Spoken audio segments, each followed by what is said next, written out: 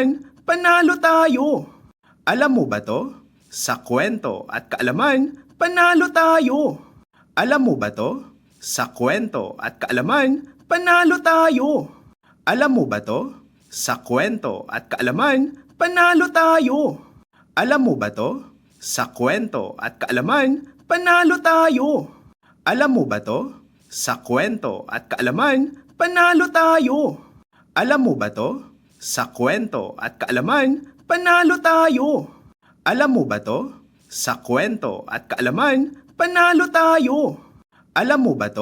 Sa kwento at kaalaman, panalo tayo. Alam mo ba to? Sa kwento at kaalaman, panalo tayo. Alam mo ba to? Sa kwento at kaalaman, panalo tayo. Alam mo ba to? Sa kwento at kaalaman, panalo tayo. Alam mo ba to? Sa kwento at kaalaman, panalo tayo. Alam mo ba to? Sa kwento at kaalaman, panalo tayo. Alam mo ba to? Sa kwento at kaalaman, panalo tayo. Alam mo ba to? Sa kwento at kaalaman, panalo tayo. Alam mo ba to? Sa kwento at kaalaman, panalo tayo. Alam mo ba to? Sa kwento at kaalaman, panalo tayo. Alam mo ba to? Sa kwento at kaalaman, panalo tayo. Alam mo ba to? Sa kwento at kaalaman, panalo tayo.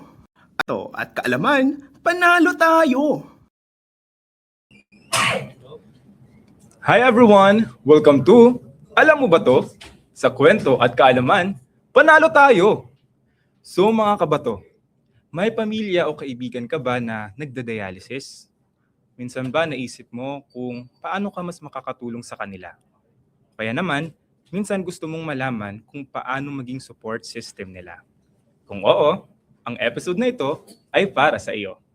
Ako si Eldon Tandog at ang topic natin ngayong episode ay Caring for a Loved One on Dialysis, where we will talk about tips for family members and even their friends on how to provide support and care to our dialysis guests.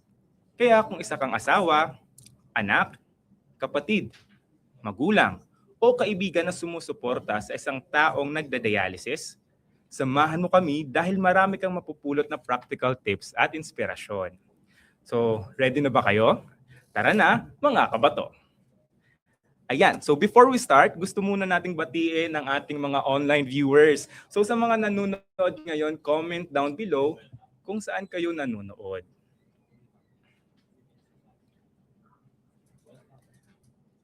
So ayun, at syempre habang nagsisimula pa lang tayo, don't forget to like, share, and tag your loved ones para mas marami tayong maabot at matulungan para sa pag-uusapan nating topic for today. And kung may mga tanong din kayo mamaya tungkol sa caregiving, emotional support, o kung paano alagaan ang mahal mo sa buhay na nasa dialysis, comment lang kayo at babasahin natin yan mamaya sa ating Q&A segment. So stay with us hanggang sa dulo ng episode natin. So we just have some notice and disclaimer para sa ating episode for today.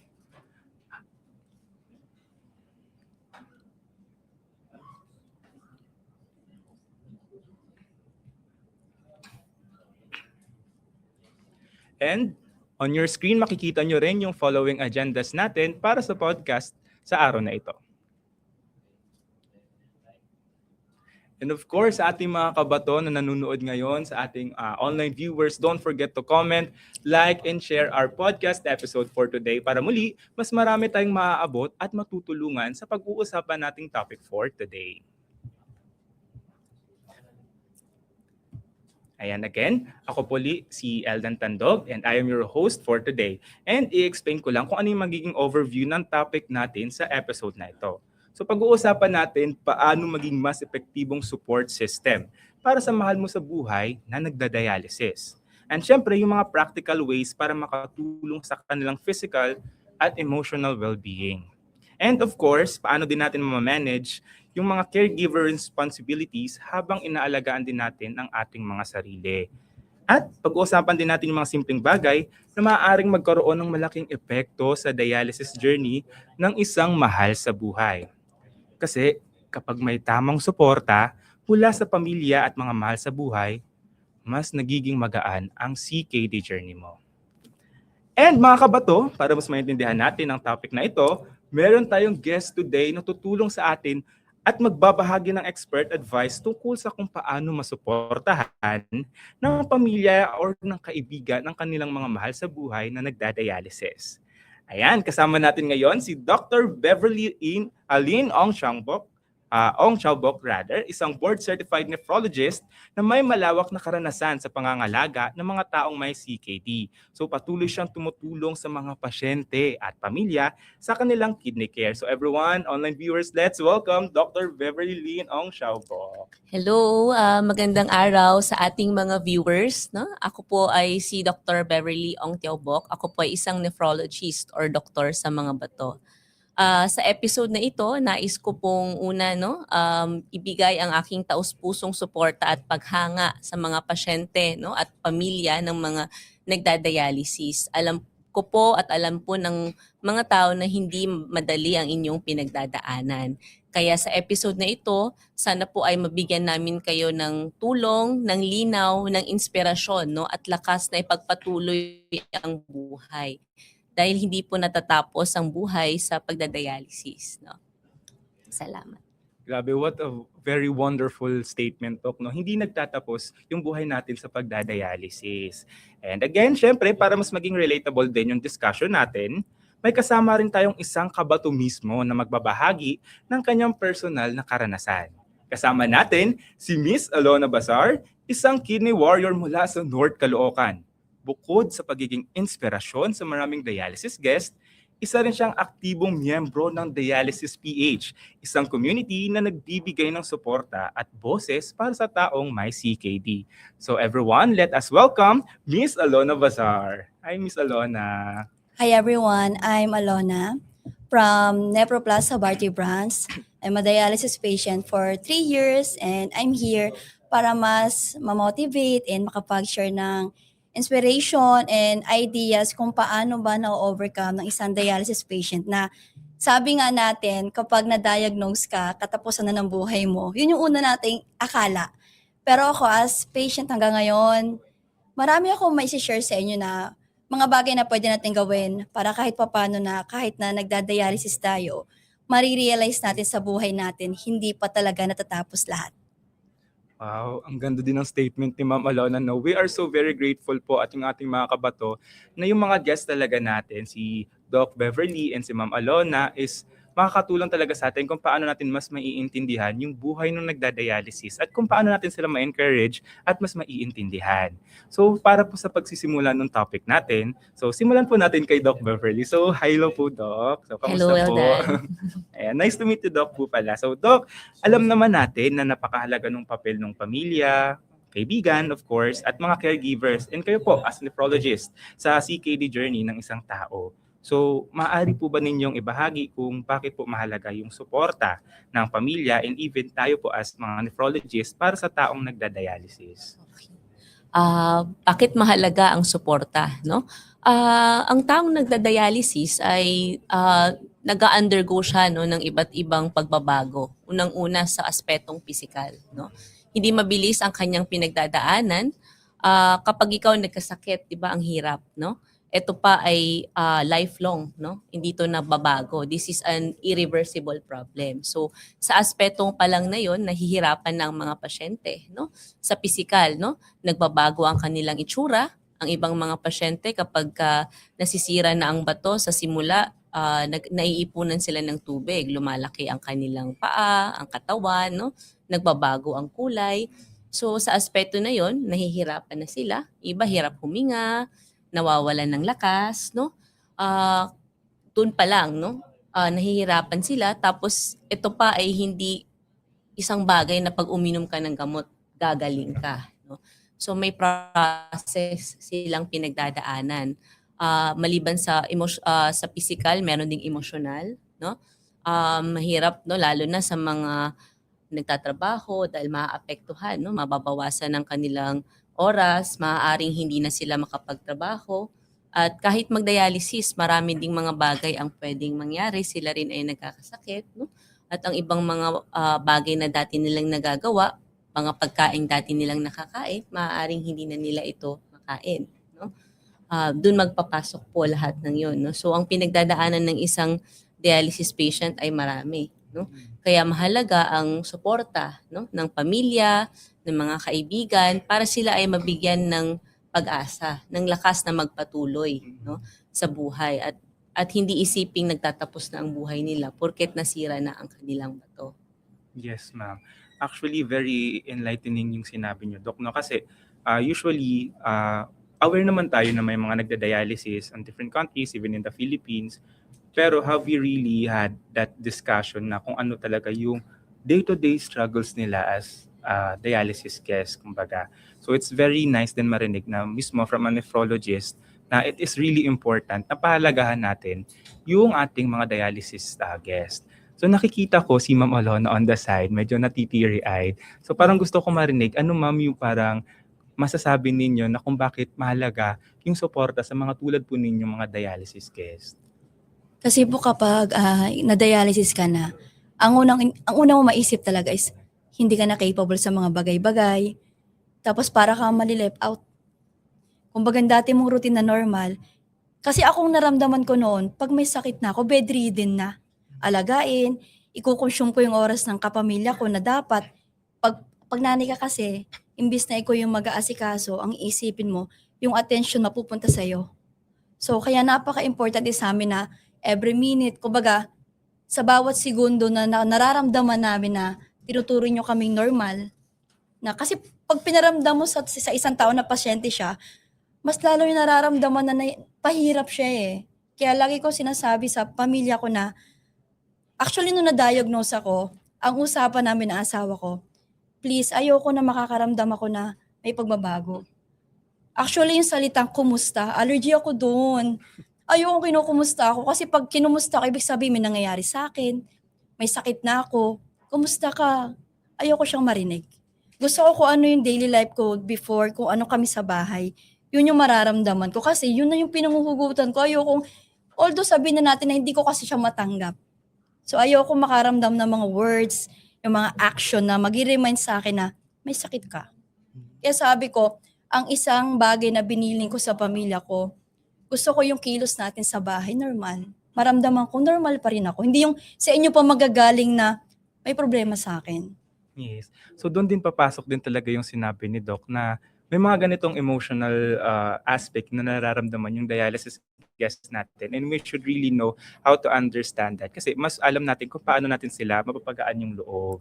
And that's why din nabanggit din ni Ma'am Alona na ayun mong maramdaman na parang patient. I would also want to say na in Nephroplus, that's why we refer to our patients as guests. So they would feel na normal sila in their everyday lives. They could still do the things they want to do. Pwede pa rin silang magpatuloy sa mga bagay na gusto nilang gawin. And narinig po natin na may mga nararamdaman, may mga struggles din po yung mga dialysis guests natin. Pero of course, hindi rin mawawala na mismo tayo po na nasa healthcare system, sa mga kumbaga nangangalaga sa kanila. Meron din po tayong mga challenges. So Doc, ano po yung mga karaniwang challenges na nararanasan ng mga pamilya, caregivers, and even tayo po mga nephrologists? Sa challenges, no, mahalaga una maintindihan na hindi lang yung mga pasyente, no, ang nagdumadaan, no, sa paghihirap, no. Ang mga nangangalaga sa kanila ay may mga challenges. Marami ito pero akin itong isa-summarize, no, sa 5, no. So siyempre ang una diyan ay ang aspetong pinansyal at sa trabaho. So sa mga nangangalaga, no, na kahit naman sabihin nating na libre pong dialysis, syempre ang gamot diyan, ang mga pasyente nagda-dialysis meron silang gamot, no, na kailangan nilang maibili pag nagkasakit sila. So it can be financially draining, no. So pwedeng maubos, mabawasan ng ipon, no. Sa aspeto na 'yon ay malaking challenge 'yon sa mga nangangalaga. Pangalawa is sa aspetong trabaho. So karamihan sa mga nangangalaga sa mga nagda-dialysis, no? Sila, yung mga kapamilya, may mga trabaho din sila, may karera sila, pero ito ay naaapektuhan kasi kailangan nilang take a seat back, no? Kasi may oras na kailangan nilang samahan yung kanilang kapamilya na nagda-dialysis, so kailangan mag-adjust. Yung iba, kailangan i-give up ang career, no, para masamahan yung kapamilyang may sakit. So, yun yung una, no? Pangalawa, ang pinaka naririnig nyo na caregiver burden or burnout, no? Isang caregiver siguro sa isang linggo, mga 9 to, in an average, no, 9 to 20 hours ang kanyang kailangang igugol, no? Para samahan, pangalagaan, no? So, pwede ho itong magdulot ng pagkapagod, no? Lalo na kung pareho silang hindi pa nasa stage kung saan emotionally stable na. So, nakakadagdag din yon, no? Pangatlo, sa challenge is sa pagkain, no? Syempre, no? Mga Pilipino tayo, masarap tayong kumain, no? So, may pagbabago sa aspeto ng pagkain kasi syempre kailangan po nilang i-adjust yung kinakain nila para masabayan yung isang nagda-dialysis. Ang isang nagda-dialysis na patient, hindi po siya basta-basta pwedeng kumain ng lahat. So, kailangan limitahan niya ang mga pagkaing mataas sa potassium, sa phosphorus. So, yung mga kapamilya niya, affected din sila kasi babaguhin nila yung diet. No? Lifestyle is also affected. Kung dati pwedeng magbakasyon sa mga malalayong lugar ng mahahabang panahon, kailangan i-adjust din ito. Kasi kailangan kung yung pupuntahan nilang lugar ay may facility para makapag-dialysis yung kasama nila. No? So yun isa pa. No? Tsaka yung psychological stress, tsaka emotional burden dun sa mga kapamilya. Ikaw no, is bilang kapamilya, mahirap ba na makita yung kapamilya mong nahihirapan? Kung makikita mo na yung isang nagda-dialysis na patient, kung gaano siya kahirap huminga, kung mahal mo ito, kung isang minamahal mo to sa buhay, ayaw mo siyang makitang nahihirapan, nasasaktan, may nararamdaman. So yung part na yun, no, mahirap din sa nangangalaga. Parang gustuhin mong ikaw ang makaramdam minsan nung nararamdaman nung kapamilya mo, pero hindi mo naman yun magawa. No? Panghuli is yung aspetong geographical at logistics, no? Yung kailangan yung pumunta sa dialysis, lalo na kung ito ay malayo sa bahay ninyo, no? Paano pupunta doon? Magko-commute ba, no? Yung traffic, no? Yung panahon, yung mga ganong aspeto. So, ang dami po talagang challenges na nararanasan yung mga taong sumusuporta po na nag-undergo ng dialysis. So, narinig natin, there are many different factors po. No? So, doon din papasok, ma'am, Doc, yung nabanggit niyo po kanina na tinatawag na caregiver burnout. So, gusto po namin malaman, since na-experience po natin yung mga ganitong type of challenges, may mga ways po ba or paraan tayo para maiwasan po natin yung pagkakaroon ng burnout? O ano po yung mga tips para mas maalagaan din po natin yung sarili natin so that we could also take care dun sa mga mahal natin sa buhay? Sa tips, no, syempre mahalaga magkaroon ka ng alternate, no, na hindi lang ikaw ang nangangalaga para may karoon ka rin ng kahati, no? Magkaroon ka rin ng oras para pangalagaan ang sarili mo. Pangalawa, no, is kailangan kung ikaw ang tagapangalaga, bukas ang isip mo na mag-adjust, no? Kasi ito namang mga bagay na to, nakakapag-adjust tayo sa araw-araw. Sa simula, mahirap dahil ito ay isang bagong parte ng buhay ninyo. Dati hindi nyo naman to ginagawa. Pero kapag lagi nyo na siyang ginagawa, nagkakaroon kayo ng adjustment. Nai-incorporate nyo siya sa buhay nyo, no? Parang parte na siya ng buhay nyo. Sa araw na to, kayo pupunta sa dialysis, no? Tapos doon din sa dialysis, nagkakaroon kayo ng mga kaibigan. So isang mahalagang factor yon, no, na nagbibigay ng sigla o suporta sa mga pamilya, no, kasi may mga kaibigan sila na makakausap nila pagpunta nila sa center, yung iba, no, para na rin silang pamilya doon. So yon, nakakatulong yon, no. Dapat hindi rin kalimutan ng mga caregiver, no, ang pangalagaan ng sarili nila kasi sa tamang pahinga, pagkain, ng tamang pagkain, no? Kasi kung hindi, no, pag sila naman ang magkasakit, mahirap din. So, kailangan alam nilang pangalagaan ng sarili. Yes, ma'am. So parang all in all na while we are trying to love those yung mga nagda-dialysis, it is also important na mahalin din natin yung mga sarili natin because mas makakatulong tayo sa ganung paraan because everything is much lighter if it is done with love. Na hindi lang sa'yo, hindi lang sa dialysis case, dapat both. So, ang ganda pong nun, ma'am, insight. So, ayun, na pag-usapan natin yung mga challenges na nararanasan din ng caregivers. Sabihin natin na na-overcome na natin sila, nakakapag-cope tayo. Doon naman papasok kung ano naman po kaya yung mga simpleng paraan para po masuportahan na natin yung isang loved one bago, habang at pagkatapos po ng dialysis session. Well, yung simple na pagsama sa kanila, no, sa araw-araw. May mga ibang pasyente kasi na mag-isa lang pumupunta. suporta, no?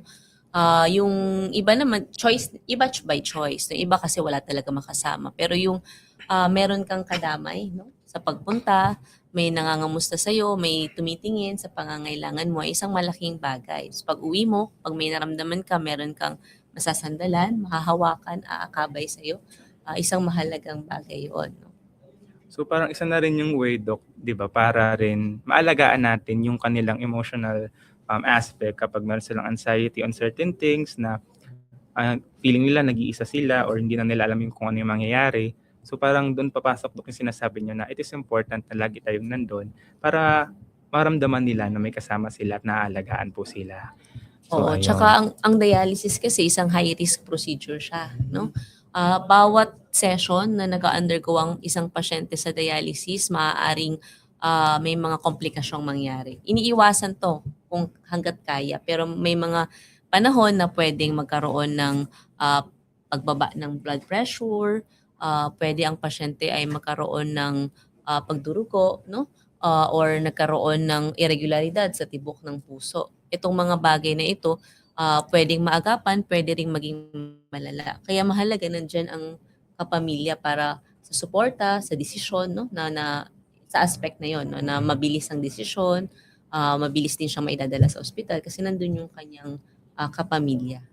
Yes, Doc. So since, Doc, na pag-uusapan natin yung mga ganun type of challenges when it comes to their emotional aspect, the physical aspect, no? So meron po, ano po kaya yung mga specific na senyales na mas kailangan na nila ngayon ng karagdagang emotional support?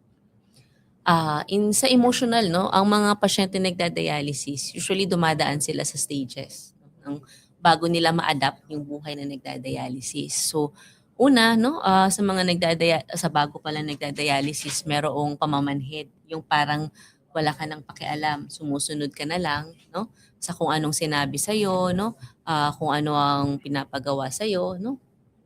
It will be followed by magkakaroon siya ng stage of euphoria, no? Yung parang ang tingin niya sa dialysis is a life-saving session, no?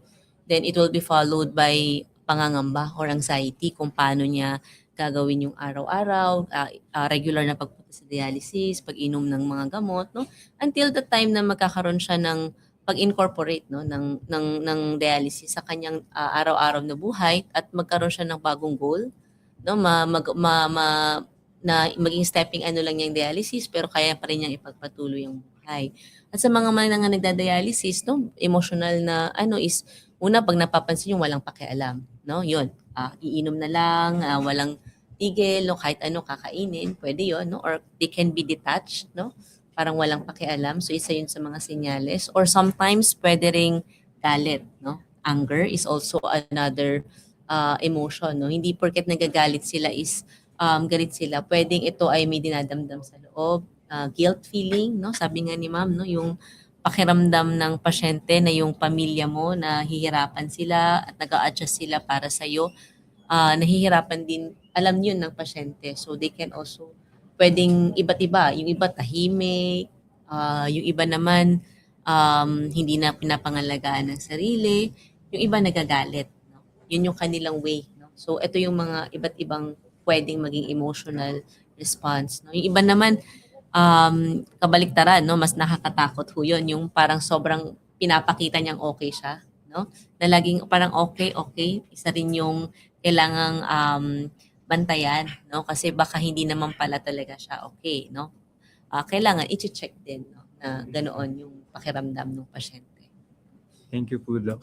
So, very enlightening again, and mas lalo nating naiintindihan on a much deeper level yung mga ganitong circumstances pagdating sa ating mga dialysis guest, and also from the perspective of a nephrologist, since almost every day actually, di ba, Doc, na nakakasama nyo sila.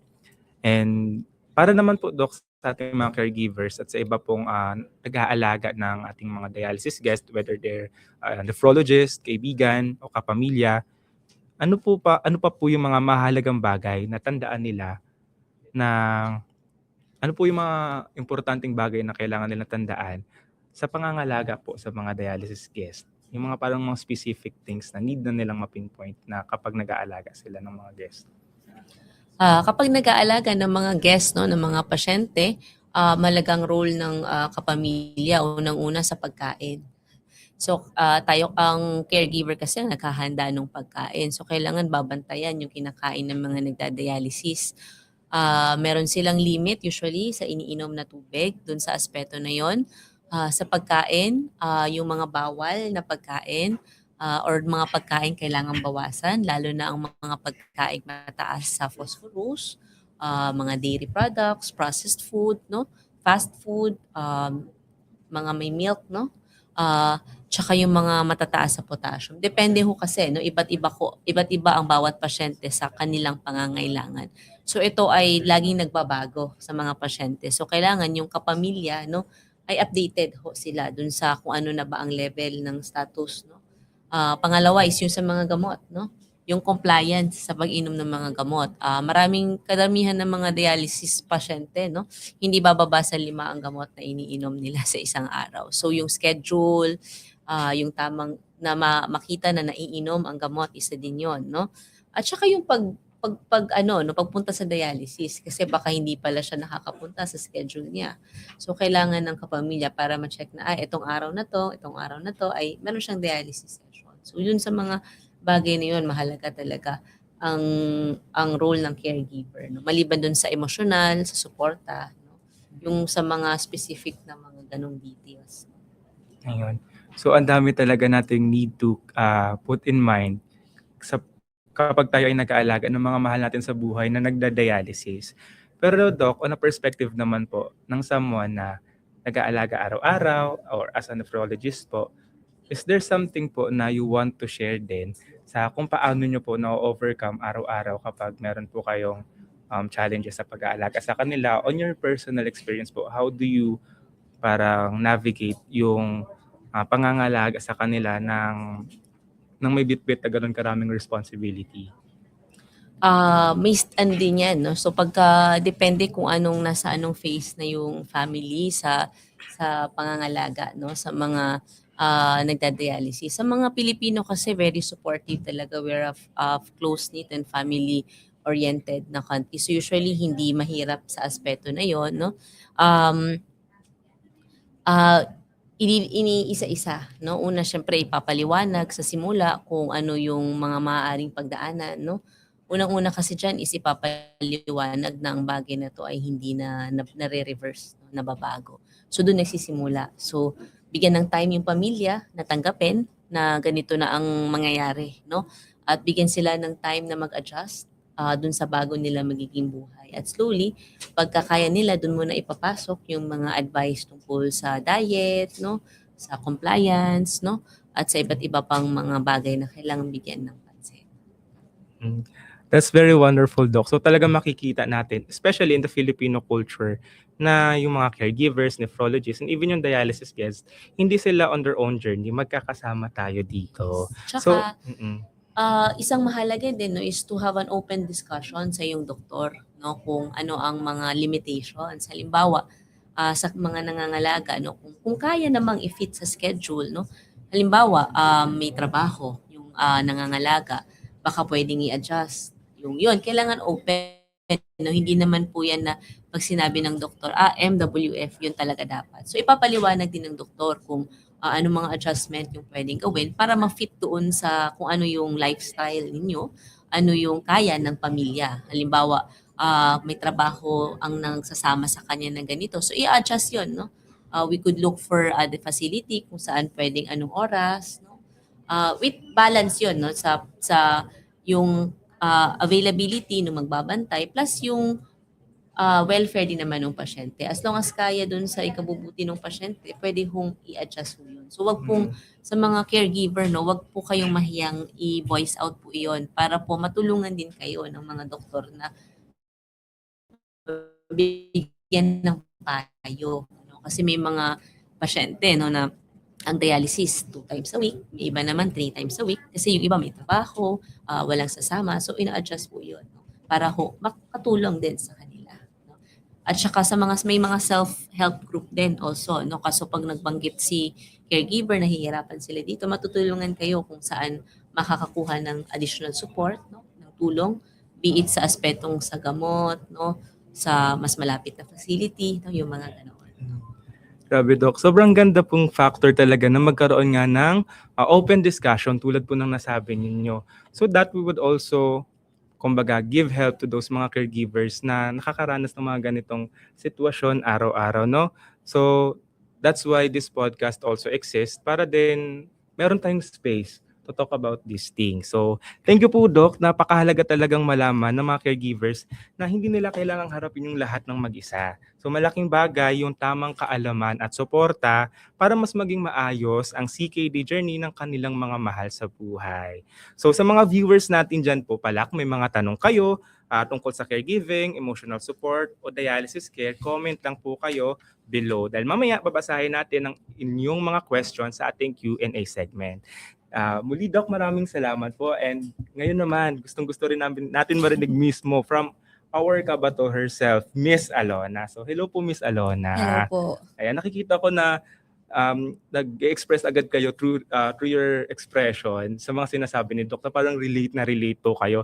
So right now, we would want to hear your personal experience. Kasi kaya Ma'am Alona, nung nagsimula po ba kayong mag-dialysis, ano po yung pinakamalaking adjustment na kinailangan ninyong harapin?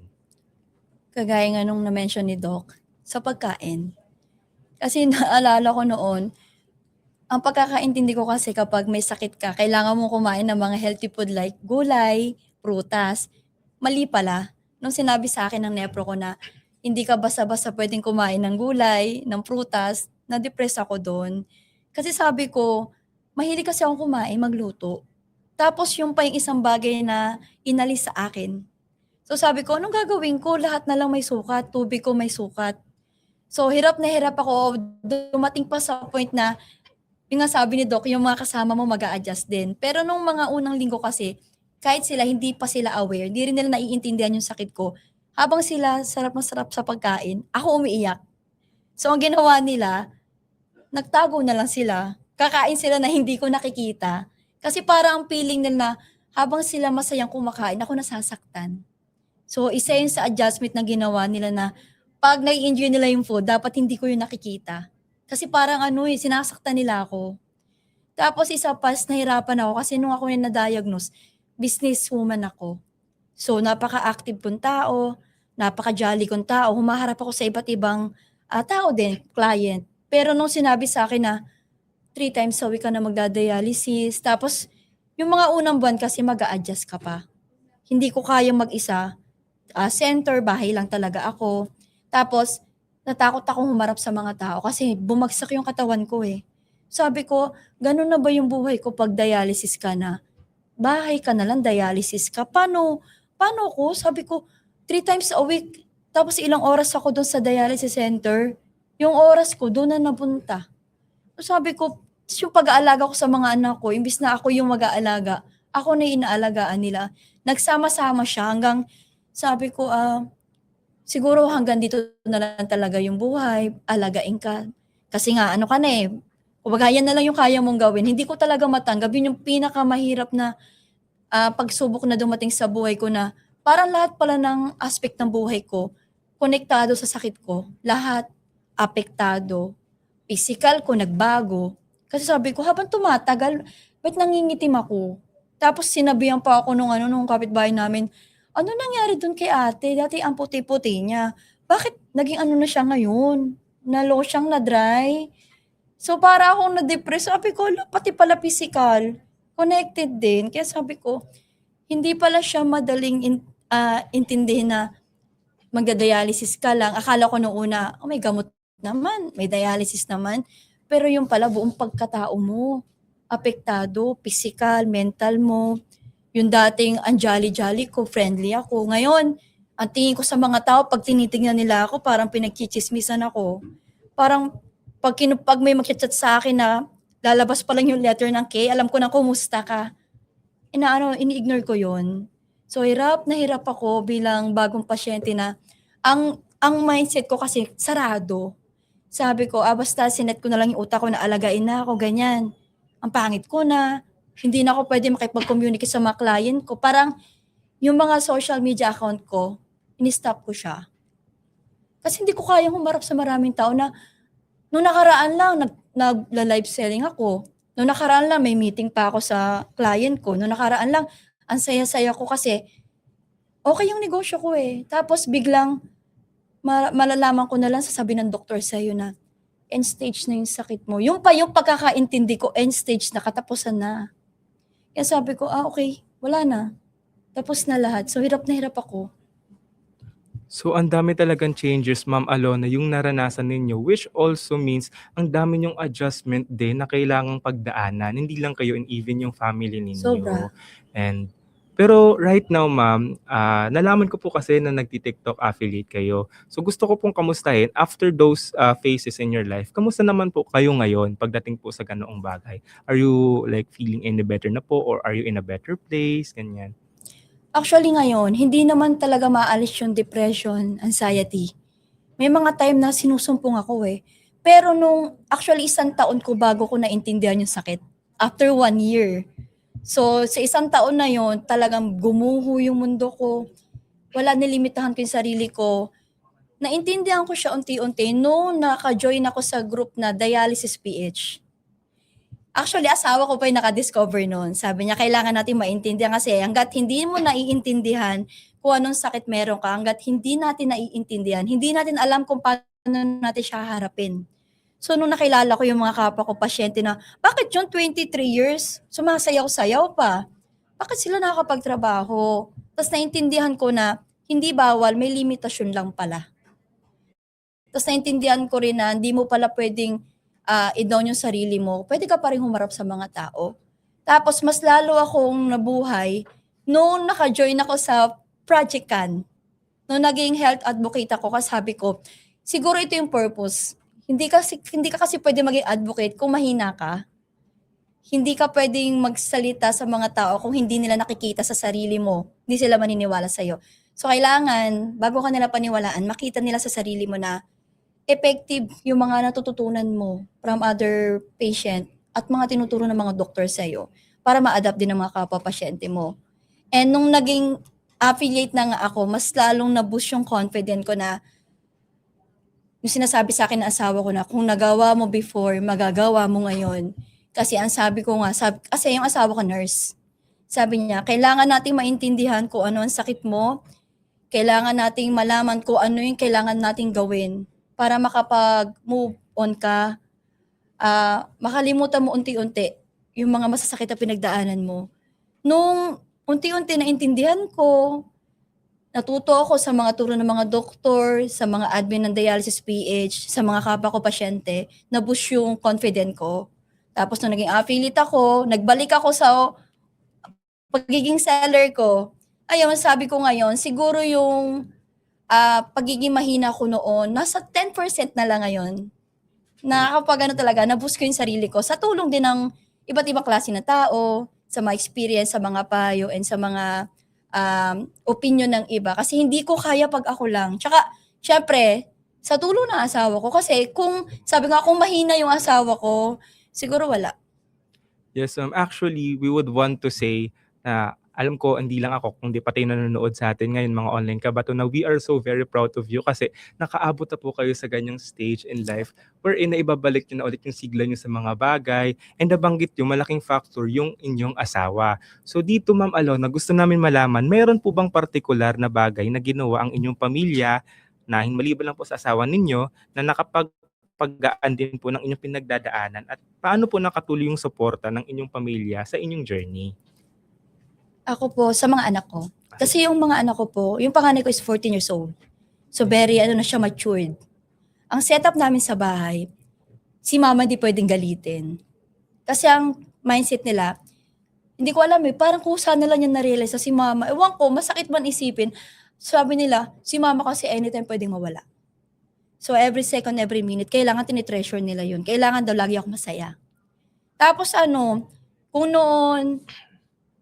noon sobrang kulit ng mga anak ko, ngayon nabawasan. Tsaka nabawasan yung obligasyon ko bilang nana na, syempre napapagod na ako. Yung task sa bahay, hati-hati na. Kumbaga, hindi na nila pwedeng pagawa sa akin to. At ang gusto nila, kung saan ako nagiging masaya, doon ako magpo-focus.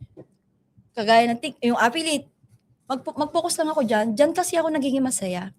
Tapos sa iba kong pamilya naman, lagi nilang sinasabi sa akin, "Wag mong isipin yung sakit mo. Isipin mo normal lang talaga tayo, tsaka hindi na nila ako kinukumusta." Kasi alam nilang allergy ako do'n. Tapos 'yun, kapag kagaya niyan 'pag naggagawa ako ng mga content, sinu-support nila ako kasi alam nila na do'n ako nabubusi. So, wala akong masabi sa suporta. Do'n sabi ko nga kung nagkasakit man talaga, ito man yung, kumbaga ito man yung destiny ko, masasabi ko masuwerte ako sa mga tao sa paligid ko. Yes, ma'am. And we also want to say na deserve mo yung support at love na na naranasan mo ngayon. Kasi for sure, nakakapagbigay ka rin ng kasiyahan sa ibang tao. Right now, actually, being here sa ating podcast, na nakakapag-share ka ng iyong personal story, maraming nakikinig na magre-resonate sa kanila, matatouch sila sa resilience mo, ma'am, na kumbaga na sa resilience na meron ka. And I'm sure na mas marami pa tong maaabot. Hindi lang po yung mga nasa paligid ninyo, kundi yung mga nasa iba pa pong lugar na nanonood ngayon. So, ayun, we are very thankful and happy po, ma'am, na ayan, you are much more in a better place ngayon. Pero, ayun, ma'am, since meron nga po kayong mga pinagdadaanan na so far, naintindihan naman po ng inyong family na ito yung adjustments na kailangan natin gawin, ito yung mga ayaw ni mama na wag nating sabihin na ganito. So, meron pa po kayong karagdagan na gustong dapat maintindihan ng mga caregivers po tungkol sa inyong pinagdadaanan? Sa mga kapwa caregivers, kagaya ng asawa ko, alam namin na mahirap mag-alaga. Especially, 'di ba, may mga time na sinusumpong kami. Pabago-bago, yung minsan sobrang saya, minsan galit na. Tapos minsan demanding. Demanding kami minsan. Masasabi ko rin na minsan attention seeker. Hindi ko alam kasi nung nagkasakit ako, feeling ko 'pag hindi ako napapansin, hindi ako belong. Parang minsan isip-bata. So, nagiging gano'n kami. Siguro side effect na rin ng sakit namin kasi feeling namin anytime may puwedeng mangyari sa amin tapos hindi niyo pa ba ipaparamdam na mahal niyo kami. Siguro kaya nagiging gano'n kami. Kaya sa mga caregiver diyan, alam namin yung hirap niyo, alam namin yung, adjustment, yung sacrifices niyo, and hindi man lahat ng pasyente nagiging vocal sa pagiging thankful namin bilang pasyente. Sana hanggang huli, andiyan kayo, maging matatag kayo kasi para sa amin, kayo yung lakas namin eh. Every time na nararamdaman namin na mahina kami, every time na feeling namin wala na kaming pakinabang, pero kapag nararamdaman namin na nandiyan kayo, hindi nyo pinaparamdam na mahina kami, lumalakas kami. Minsan nga iniisip namin na di na kailangan ng gamot. Pag ang tatag ng support system namin, feeling namin ang galing na namin. Kaya lagi namin sinasabi na, pag mahina kami, kailangan matatag kayo kasi kayo yung nagiging sandalan namin.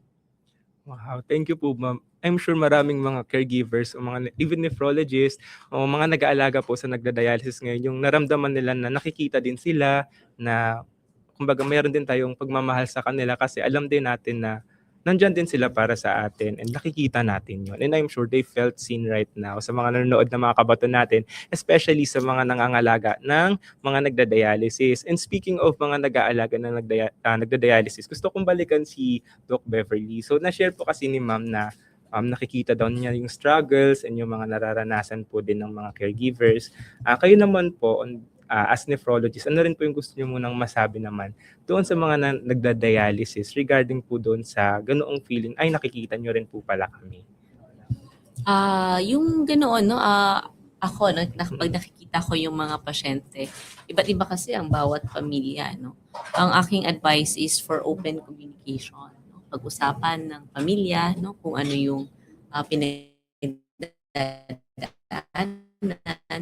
sa gayon ay maririnig nyo kung ano yung dinadamdam nung may sakit, syempre nung nangangalaga din sa kanya, no. And si Ma'am Alona is an inspiration, no, sa mga pasyente, no. Maganda pong yung ginagawa, no. Malaking inspirasyon para sa mga pasyente kasi kadamihan talaga ng mga unang phase yan, no, na pakiramdam nila ay wala ng pag-asa. Pero ang kailangan lang nila is matanggap, no, at makahanap, no, kung paano sila magpapatuloy. Dahil ang dialysis ay hindi katapusan ng buhay nila. Ito ay bridge, no, para makapagbigay sa kanila ng better quality of life, no, in terms of comfort, no, tsaka sa nararamdaman. So maraming salamat po Doc Beverly and Ma'am Alona kasi on a perspective ng dialysis guests and also ng mga nephrologists, caregivers, parang nagme-meet po tayo halfway because we have this space na napag-uusapan natin yung mga ganitong kind of topic. So napakahalaga po ng mga ganitong kwento dahil nagbibigay ito ng pag-asa at inspirasyon sa ibang pamilya na kasalukuyang dumaraan po sa parehong sitwasyon.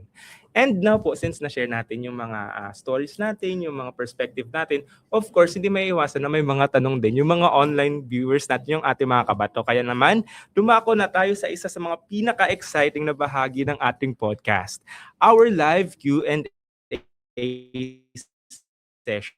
So, sa mga viewers natin na masagot ang ilan sa mga ito. So, comment down below lang po yung inyong mga questions, yung inyong mga gustong malaman, and nandito po kami para sagutin po iyan. Ayan, so meron tayong isang tanong mula kay Sir Albert Monsiler Bedrijo. Ayan, watching from Cavite, Nueva Ecija. Ayan, shoutout po sa Cavite, Nueva Ecija.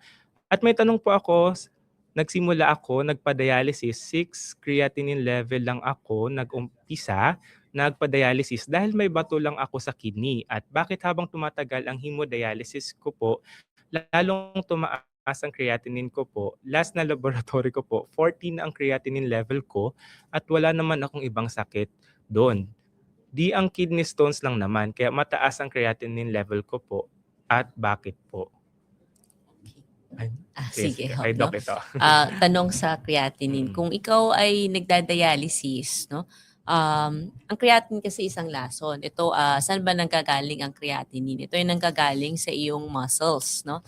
Sa muscles ng katawan. Sa isang taong nasira na ang kidney ng ang tawag doon ay chronic kidney disease, isa po itong irreversible problem. Kung saan ang ability ho ng kidney nyo na i-filter out ang lason na ito, no, natanggalin sa iyong katawan ay nababawasan. So ideally kapag ganoon na ang iyong kidney status, 3 times a week ang advice na dialysis sa iyo. Kasi sa bawat dialysis session, mababawasan yung creatinine mo. Tapos ito ay tataas ulit sa araw na wala kang dialysis, tapos bababa ulit sa nagdadialysis. As long as 3 times a week ka naman nagdadialysis at ang iyong ibang mga parameters, no, ang inyong blood urea nitrogen, yung tinatawag na BUN, ang yung electrolytes ay nasa ayos na level. Ibig sabihin ay adequate ang naginagawang dialysis sa'yo. Then ang pagtaas ng creatinine, no, ay isang bagay na actually mas maganda kaysa sa mas mababang creatinine. Bakit? No? Kasi ito ay isang indikasyon also ng iyong nutrisyon sa katawan. Kapag pagka ang isang nagdadialysis ng matagal na, biglang bumaba na masyado ang creatinine, hindi ibig sabihin no, na gumaling na siya. No? Kapag sobrang tagal nang siraan ka ng kidney, bumaba ang kanyang creatinine, pwede ito ay dahil sa malnutrition, no? Yung tinatawag nating sarcopenia, kung saan ang mga nagdadialysis no, ay nawawalan ho sila ng muscle mass. So ito ay actually associated pa sa mas maiksing buhay or increased mortality or morbidity. So depende sir no kung doon sa nagtanong no kung ang kanyang unang-unang ang kailangan masagot diyan is kung tama or adequate ang dialysis na ginagawa sa kanya. Kung ito ay tama at adequate, kung siya ba gaano kadami po ang muscle sa katawan no? Para ganoon ang maging kanyang creatinine. Tapos ang sinasabi niya ho na bato sa bato. No? So marami kasing iba't ibang dahilan ng pagkasira ng bato. But ultimately, kung ano man ang dahilan na yon, be it sa diabetes, sa high blood, sa laging pagkakaroon ng infection, once nasirang yung kidney, ito, no? So hindi na ibabalik ang function regardless of whether ang dahilan nun ay kung ano pa man. No? Kung sinabi niya kasi bato lang. No? Depende ho sa bato. Baka ang bato po sa kidney ninyo ay naka-occupy na sa buong kidney ninyo. May mga ganong klaseng bato. Or matagal itong nakabara at nasira na ng tuluyan yung inyong kidney, then hindi na ho ito na ibabalik. No? Ayan. So maraming salamat po Doc. And I hope nasagot po natin yung tanong ni Sir. And of course, dapat nakikinig din kayo mga online viewers kasi importante po ito para mas maalagaan natin yung ating health. Ayan, so next question naman po. Ayan, so shout out po ulit sa ating mga online viewers. Ngayon meron po tayong question kay Sir Vince Raymac. So sabi po niya, hi, paano po makakaiwas sa dialysis? And I think we should also hear again from Doc since on the clinical side tayo naman. Okay. Well, magandang tanong 'yan, no? Kasi prevention is always the best, no? Healthy habits, no? Unang-una, no? Kumain ng tama, no? Iwas ng pagkain ng maraming maaalat na pagkain, processed food na tinatawag, ito yung mga dilata, no? Yung mga frozen goods, no? Iwasan ito. Make sure na umiinom po ng sapat na tubig, no? Ang sapat na tubig is around 8 to 10 glasses a day. More kung nauuhaw ka. Pangatlo, iwasan ang basta-bastang pag-inom ng mga gamot. Na lalo na yung mga painkillers na tinatawag nating NSAIDs ng pangmatagalan, yung mga pag-inom noon ay maaaring magdulot ng pagkasira ng bato mo. Pag-inom ng mga herbal na hindi ito nalalaman ng doktor, pwede din. At magpa-screen ho, lalo na kung kayo ay at risk. No? Ano ba ang mga risk factors para magkaroon ng chronic kidney disease? Una ay edad. Habang tumatanda ka, tumatanda rin ang kidney mo. So pagka nagkakaedad na, mahalagang isama po ang screen ng creatinine. Kung kayo ay diabetic, lalo na ho, kung kayo ay may high blood, no? Or kung nakikita nyo ng mga sintomas katulad ng pagkakaroon ng mabulang ihi or may discoloration sa ihi, kailangan magpa-check, no?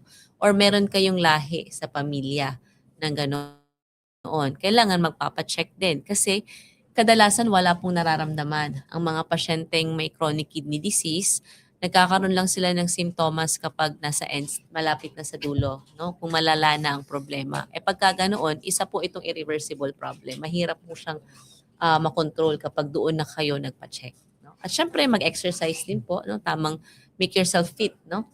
Kung kayo po ay nasa obese or overweight na side, kailangan po mag-lose po ng timbang, no? At magbalik sa normal. Yan, maraming salamat, Budok. Nako, pati ako masinsinang nakikinig kasi baka isa ako dyan sa mga delikado na stage na dahil sa ginagawa ko pala yung mga pinagbabawal. So maraming salamat, Budok. At least na-enlighten po tayo pagdating sa mga ganitong bagay. Ayan, we have another question po from Alexandra Nicole. Sabi niya, hi Doc, what advice would you give to someone who has just become the primary caregiver for a loved one on dialysis? Advice, no? Unang-una, no? Support, ang unawain, no? Yung pinagdadaanan. Pareho kayo, no? Hindi lang naman sa lagi naming sinasabi, unawain yung pasyente lang, no? Syempre ikaw din, no? Pareho kayo nung pasyente. So dapat meron kayong pagdadaanan. Hindi ito mabilis. Hindi ito one-time thing na pag sinabi sa'yo is tanggap mo agad, no? Okay, ganoon, no? Isa itong process, no? So kailangan matanggap mo 'yon, no? So you will go through hindi niyo parehong matanggap na ganoon na hanggang sa malulungkot ka. Pagka nag-sink in na sa'yo, malulungkot. At kailangan dun sa part na 'yon maka-evolve ka hanggang dun sa process na matanggap mo ito, no? So ang advice ko dun sa caregiver is wag mo walan ng pag-asa, no? If you need additional support, no, don't hesitate to ask a friend, no? Syempre ang simpleng taong may makausap, no, may makadamay is malaking bagay na may makinig sa iyo sa pinagdadaanan mo, nang sa gayon ay may mahugutan ka ng lakas, no, na ipagpatuloy ang buhay, no? Syempre minsan gusto mong as a caregiver gusto mong magpakitang malakas ka doon sa minamahal mong may sakit na kaya nyo to, no? Pero sa loob meron ka ring sariling pinagdadaanan at struggle. So doon sa mga caregiver, no, wag mahiya no, na mag-open up, no. Hindi naman po ibig sabihin na kayo yung nangangalaga dapat na-expect na talagang wala kayong nararamdaman. Meron, no? At yun ay ina-acknowledge din ng mga doktor na meron kayong pagdadaanan.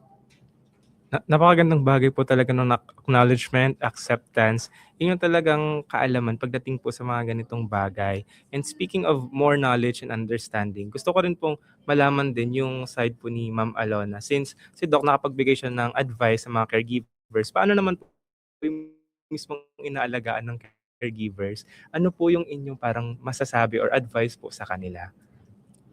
So, advice ko sa mga caregivers, yun, sa mga caregivers namin, hindi madaling maging caregivers. Kung kami nahihirapan kami sa sakit namin, ramdam namin yung hirap nyo eh. Yung mga time na kailangan namin may emergency, especially kung yung caregivers namin is may trabaho, kailangan mag-adjust, mag-absent. Yung caregiver na pagod na po yan, pero yung pasyente may nararamdaman, hindi rin makatulog. So, ang mag-a-adjust yung caregiver. And alam namin yung pakiramdam na kapag dumating yung point na walang-wala na, kasi pag talagang tinapuan ka ng sakit, kasama na dyan yung pera, involved talaga dyan yung gastos. Yung, alam mo yung hirap na hirap yung pasyente mo, pero ikaw as caregiver, kailangan mong gumawa ng paraan para ma-survive yung pangangailangan ng pasyente mo. And then yung oras, apektado talaga. Sabi nga ni Doc, yung oras ng mga caregiver, ina-adjust din yan. Hindi lang yung pasyente palagi yung mag-a-adjust. Kapag may isang pasyente sa isang bahay, sigurado na buong pamilya damay. So sobrang malaking bagay at saka na-appreciate namin yon yung hirap nyo. Kung walang malakas na loob na mga caregiver, kung walang caregiver na handang mag-alaga sa aming mga pasyente, siguro maraming pasyente ang bumigay na or umayaw na sa sakit. Kasi paano ka naman lalaban kung wala kang karamay, kung wala kang caregiver na nagmamahal sa'yo, wala nag-aasikaso. Especially yung sakit na meron kami, hindi lang physically, lalo na yung mentally durog talaga. As in, doon mo mararamdaman na kapag hinang-hina ka na, sino ba yung kakapitan mo bukod kay Lord? Di ba yung mga tao sa paligid mo? So, salute po sa lahat ng mga caregiver na walang sawang nagmamahal sa amin, nagpaparamdam na kung may sakit ka, sige go, tanggapin natin yan. Sama-sama tayong harapin yan. And thankful kami kasi hindi naman talaga lahat ng caregiver handang mag-alaga ng matagal eh. Lalo na sabi nga ni Doc, ang sakit namin ay lifetime. Hindi yan pag ininom mo ng gamot, gagaling ka na. Hanggat nabubuhay ka, may sakit ka. Actually, kahit nga ma-transplant kami, meron pa rin mga medication, may mga laboratory pagdadaanan, may mga struggle. So, ang bigat ng sakit na kidney failure. Kaya, sa bawat caregiver na nagsasacrifice, tumutulong, nagmamahal, nagpapahalaga sa amin, at nagpaparamdam na kayang-kaya namin to, na kasama namin sila, sobrang pasasalamat po namin sa inyo. Sana marami pang caregivers ang nandyan para sa amin. Kasi sabi ko nga, yung pakiramdam na nangihina kami, pag yung caregiver namin malakas, lumalakas din kami. So kayo yung nagiging sandalan namin, kahit na sobrang hirap na pinagdadaanan namin sa mga dialysis session, kapag nagkakaproblema, especially yung during dialysis, sino ba yung, actually, nararamdaman mo mas unang apektado yung caregivers. Kasi asawa ko kapag nagpapanik na ako, ayan na, kinakabahan na ako, nag-anxiety ako, yung reaction sa mukha, mas una mo makikita siyang apektado, mas nag-i-emote, nagpapanik. Minsan nga may pasyenteng, kalmahan mo lang, okay lang ako. Pero yung caregiver namin, mas sila talaga yung apektado. Kaya sana, kung paano namin pinagpipray na maging malakas kami everyday, kung paano namin sinasabi na Lord, sana humaba pa yung buhay namin. Ganon din po yung pinagpipray namin sa mga caregiver namin. Kasi hindi kami andito na malakas, hindi kami magiging masaya everyday kung wala kaming caregiver na andyan sa tabi namin. Maraming salamat po, Ma'am Alona. That's very touching. That's why I would want to take this opportunity sa mga caregivers po natin at sa mga nag-aalaga ng mga nagda-dialysis in general. We see you, we appreciate you, and most of all, we love you. Saludo po kami sa mga caregivers at sa mga nangangalaga po ng mga nagda-dialysis. Tsaka dagdag ko rin. Yes, ma'am. Gusto ko rin mag-thank you sa mga nurses and mga doktor namin. Kasi sa totoo lang, nung na-diagnose ako na may sakit ako, takot na takot talaga akong humarap sa doktor tsaka sa nurse. Kasi feeling ko lagi na lang, babasahin yung laboratory result ko. Lagi na lang sasabihin na, ito yung result ng laboratory, may kailangan mong i-test. Doon ko lagi mararamdaman na may sakit ako. Pero nung pumasok ako sa Nephroplast, sa Barte, sabi ko, ay ganun pala yun? Para lang pala ako nasa bahay. Kasi pag pumasok ako doon, Ate Alona, upo ka na dyan. Sige, start na tayo. Yung akala mong pakiramdam na papasok ka sa dialysis center para matakot at para iparamdam nila na may sakit ka, kabaliktaran. Kasi pag nagda-dialysis ako, kampanting asawa ko, sige mag-dialysis ka para ka lang namang nagbabakasyon doon. Kasi yung turing sa'yo ng mga nurses doon, parang tropa mo lang din. Mararamdaman mo lang yung sakit during dialysis kapag injection na. Kasi yun talaga yung masakit. Pero yung aasikasuhin ka nila, pag i-check ka ng doktor, mararamdaman mo na para kang normal na tao. Kaya sabi ko nga, malaking factor po yung pakikisama ng mga nurses and doctors sa mga dialysis center. Kasi meron ako mga naririnig sa ibang pasyente na minsan daw masungit yung nurses. Ako sinasabi ko sa center namin, siguro kung pwedeng everyday ka mag-dialysis, gugustuhin mo eh. Kasi yung pag pumasok ka sa center namin, ang saya. Yeah, sobrang saya talaga. Tapos yung mga doktor laging sinasabi, kaya mo yan. Huwag mo iyakan yan. Diyos ko, ano lang yan? Injection lang yan. Yung laboratory mo, maayos yan. So, malaking factor talaga kung bakit naboost ko yung energy na meron ako ngayon.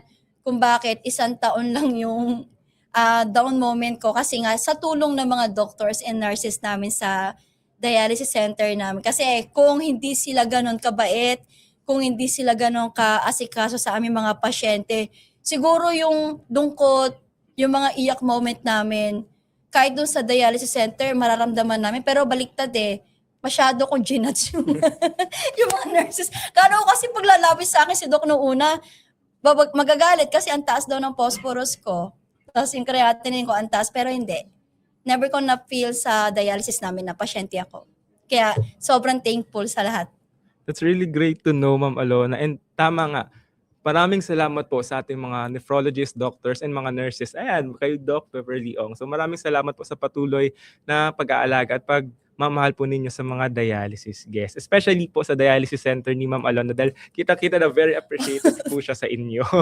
Yan. So ayun po, moving on, we have also another question naman mula kay Ma'am Monica Luz Colantes. Sabi niya, good afternoon po from Nephroplus Laurel. Ayun, shout out po, Nephroplus Laurel. Bilang po sa nag-aalaga ng kuya ko na nasa 14 years to dialysis patient, gusto ko po sana itanong, paano po aalagaan ng tama ang access niya or yung fistula or yung catheter? So, ayan Doc. So, ang access, no, to make it a bit shorter, no, tatlong klase, no, pwedeng itong tinatawag na fistula kung saan pinagdudugtong yung dalawang ugat, no. So, paano pangalagaan ng fistula or ang graft naman, pinagdudugtong din pero gumagamit ng synthetic na ugat sa gitna. So, ito ay kinakabit kadalasan sa kamay or sa braso. So, kapag meron kang fistula, bawal na magbuhat ng mabigat sa kamay na yon. Bawal ito ay madaganan. Bawal, no? Bawal din makuhanan ka ng blood pressure or ng dugo kasi para hindi masira. Tapos, pag nakikita mo, kalaunan kasi pwedeng umuumbok na yan, no? Lumalaki. May mga nakikita kayong ganoon. Mahalaga ho na naipapacheck nyo para ho maagang maagapan. Kung may bara ho dyan, maayos, no? Or baka kailangan na siyang hindi rin kasi siya lifetime, no? Darating din ng time na masisira siya, no? Pero sa tamang pangangalaga, masahaba ang kanyang life, no? Sa catheter naman, ang pinaka-common kasi na nagiging problema sa catheter is infection. So, sa pangangalaga, kailangan ho sa catheter is panatiliin ho itong malinis at tuyo. So, kada dialysis nyo ho, nililinis ho yan, no? Nilalagyan ho yan ng panglinis, tapos inaayos yung pagtakip. Meron tayong mga available na mga pwedeng pangdikit, no? Kung saan hindi siya mababasa. So, pinakamahalaga, hindi siya mababasa. Kasi pag nabasa siya, nai-increase po ang kanyang risk na magkaroon kayo ng infection. Kung ito ay permanent catheter. Kung ito naman po ay temporary catheter, ito ay catheter na yung nakalabas sa leeg or nasa singit. Kung hindi ito permanent catheter, kailangan mailipat niyo ho ito sa isang permanent na access. Kasi pag natagalan ho yan dyan, maliban sa infection, pwede ho magkaroon ng pagkipot ng ugat na malalaking ugat kung saan apektado rin yung braso mo. Hindi ka na makakapaglagay ng iba pang mga access. At syempre, kumonsulta lagi kung kayo ay nakakaramdam ng mga sintomas sa mga may catheter, kung naglalagnat, kung may chills, kung merong mga discharge around, kailangan makita ka agad para maagapan. Sa mga may fistula, pag nagkasugat ho dyan, no, nagkaroon ng pasa, no, or biglang hindi maramdaman ng kamay, no, kailangan ma-check ho kayo kaagad. maliban dun sa mga nasabi ko na. So thank you so much po, Doc. Ayan, sana po nasagot po natin yung tanong po ni Ma'am, and lagi po natin pangalagaan yung ating mga access. So next question po we have from Bon de los Reyes. Sabi niya, Doc, ano ang best na gamitin para ma-detect ang screening ng kidney? Pinakamura sana, Doc. Thank you po. Pinakamura, no? Creatinine pa din, no? May mga iba't ibang test po kasi para ma-detect ang iyong kidney, no? Function, no? Yung tinatawag na estimated GFR. So sa creatinine, no, ito ay na kino-compute ho para malaman ang inyong estimated na glomerular filtration rate, yung tinatawag na GFR. Ito yung ability ng kidney nyo na i-filter out o isala ang mga toxin o dumi. Meron pang ibang mga test, mas mahal sila, or yung ang mas accurate yung tinatawag na measured, pero yun mahal. So pinaka-basic is to do a creatinine. A urinalysis will also tell us a lot of things, no? Kapag sa iyong urine nag-positive dyan ang protein or blood, then it tells you na baka kailangan ng further na pag-work up po. Yun yung mga basic, no? Urinalysis, no? Tsaka ang creatinine. So in short, Doc, urinalysis and creatinine. Okay, maraming salamat po, Doc. So we have another question po from Lakbay Nizay CKD. Sabi niya, Hi Doc, how about HD patient na at bumaba pa din ang hemoglobin kahit 3 times a week ng injection and naka-IV iron, no bleeding po? Okay. Sa mga ganyan cases, no, na sa mga tinatawag nating may anemia na despite na nag-i-injection ng 3 times a week, naka-IV iron, unang tanong dyan kung adequate ho ang iyong dialysis. Kasi kung hindi ho adequate yung dialysis, isang factor ho ito, no, na hindi tumataas ang iyong hemoglobin. Pangalawa is baka meron po kayong uncontrolled ho na phosphorus level. So kailangan kontrolado din ho ang level of phosphorus ninyo sa pagkain, sa pag-inom ng mga gamot ng phosphate binders, or baka meron kayong tinatawag na secondary hyperparathyroidism. These are factors, no, kung saan mas nagiging less effective yung injection na binibigay sa iyo. So hindi lang iron. Isa ang iron, no? Iron is ang iron deficiency or kakulangan sa iron ay isa sa mga common factors kung saan hindi tumataas ang iyong hemoglobin. Pero meron pang ibang factors, which is yun yung sinabi ko, baka hindi maayos ang dialysis, no?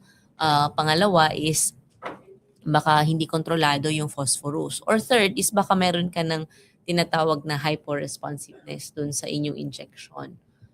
Or worst is baka may problema ka din sa tinatawag na bone marrow, no? Kung yung sa factory ng katawan mo na gumagawa ng dugo. Depende kasi kung anong level yung hindi pagtaas, no, at ang kanyang pagbaba. So, pwede ho yung imbestigahan, no? So maraming salamat po, Doc. So I hope yung mga online kabato po natin ay nakikinig ng maigi sapagkat makakatulong po ito in taking care of your health. So we have a next question po. Sabi po dito, para sa mga hindi pamilyar, ano ang karaniwang routine ng isang may kapamilyang nagdadialysis? Gaano kalaking adjustment ito? So I think this question would be very fit for Ma'am Alona.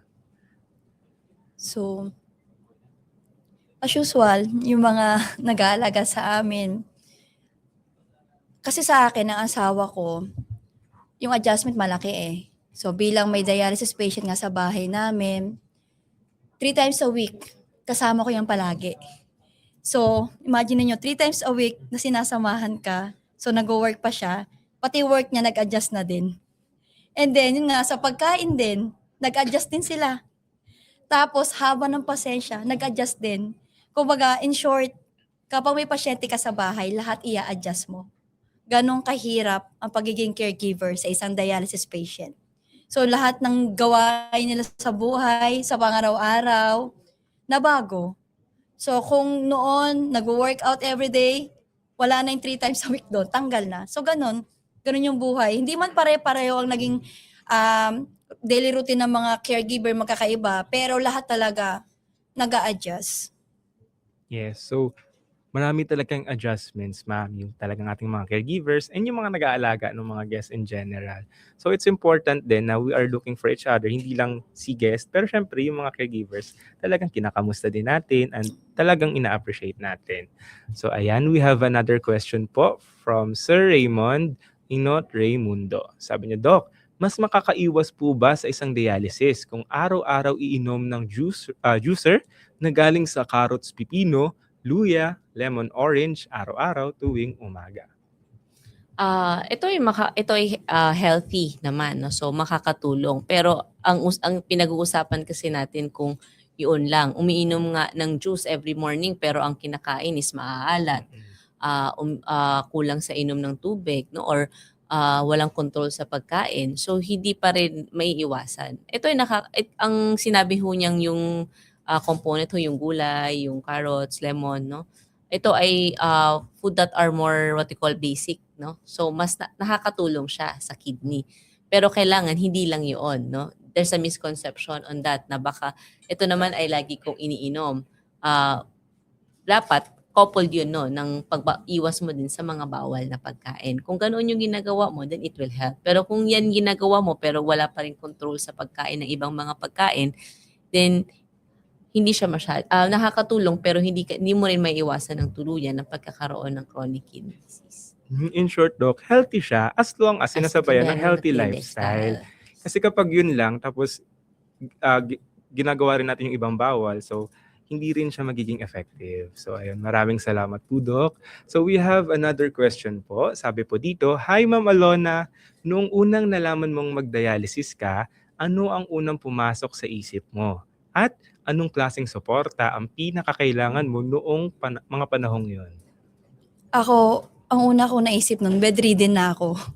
Kasi ang pagkakasabi sa akin ng doktor, end stage. So pag sinabing end, katapusan na. Kaya sabi ko, Dok, ilang weeks, ilang months, ilang year na lang ba ako mabubuhay? Tapos sabi sa akin ng doktor nun, masyado ka madrama sa buhay. Kakapanood mo yan ng telenovela. So walang ganon. Naintindihan ko na, ganun pala yun. Hindi ako magiging bedridden. Kaya sabi ko, okay, kailangan kong baguhin yung isip ko. And then, sabi ko nga, ang kailangan ko talaga ngayon, total na ito na may sakit ako. Ang una kong sinabi sa pamilya ko, kailangan ko ng mahabang pag-unawa nila. Yung kailangan, maramdaman ko sa kanila na mas malakas sila sa akin. Kasi mahina na ako tapos mahina pa yung support system ko. Tsaka ulitin ko, ang deal ko sa pamilya ko, wag niyo akong kukumustahin. Malaking suporta sa akin yon para maramdaman ko na ito pa rin ako. Tsaka, ang binilin ko rin sa kanila, wag niyong ipaparamdam sa akin na mahina ako. Yun yung pinakamalakas na suporta na kailangan yung ibigay sa akin. Which is, ibinigay naman nila sa akin. Kahit sinasabi nila na ang hirap ibigay. Kasi alam nila na, baka doon kasi mamaya sinasabi kong okay ako. Sabi nga ni doktora kanina, may mga pasyente na nakakatakot din na minsan okay lang ako, pero deep inside, hindi na pala okay. So kaya, ang hirap din ibigay sa akin no na pilit nilang ipapakita na normal lahat, kahit alam nila sa sarili nila na hinahirapan ako, which is thankful naman ako na kahit mabigat sa loob nila, naibigay naman nila sa akin. Kaya malaking tulong kung bakit nakapag-adjust din ako. Yes, ma'am. And naniniwala ako sa sinasabi mo, ma'am, na malakas ka. Because actually, strength does not always come from the physical aspect of the person, minsan nasa puso at nasa isip natin yan. And the fact that you're still here, still doing your best na mas maging healthy and makapag-share ng story mo sa ibang tao, it means that you are a really strong individual, ma'am. And we love you for that. Yes, Na-appreciate thank po you. namin yun. Ayan. So we have another question po from Sir Vince Raymac. Sabi niya, gaano po ka-importante ang cardiorenal metabolic po para makaiwas po sa dialysis? So ayun, Doc. Sa tanong na yan, no, we will have to go into the statistics. No? Sa mga Filipino, ano ba ang still the number one reason ng pagkasira ng kidney? No? Number one pa din ang diabetes. No? Ang komplikasyon coming from the diabetes, that's metabolic. No? Pangalawa is high blood. So yung dalawang ito is still number one and number two sa most common na dahilan kung bakit nasisira or nagkakaroon ng chronic kidney disease ang mga pasyente. That is why mahalaga no, na makontrol ito, na maiwasan. No? Kung maiwasan na magka-diabetes ka, kung may diabetes ka, na ma-ensure na nakokontrol ang inyong problema, no? Nasi-screen ka. Kung sa high blood, to ensure na ang blood pressure mo ay kontrolado. No? Susunod na lang kasi yung iba, no? Yung tinatawag nating immune-related problem sa kidney, yung glomerulonephritis, o yung palagiang pagkakaroon ng infection, yung mga genetic problems kung saan nagkakaroon ng mga cyst yung kidney. No? So number 1 at number 2, metabolic tsaka sa heart, yung high blood tsaka diabetes tapos followed by high blood.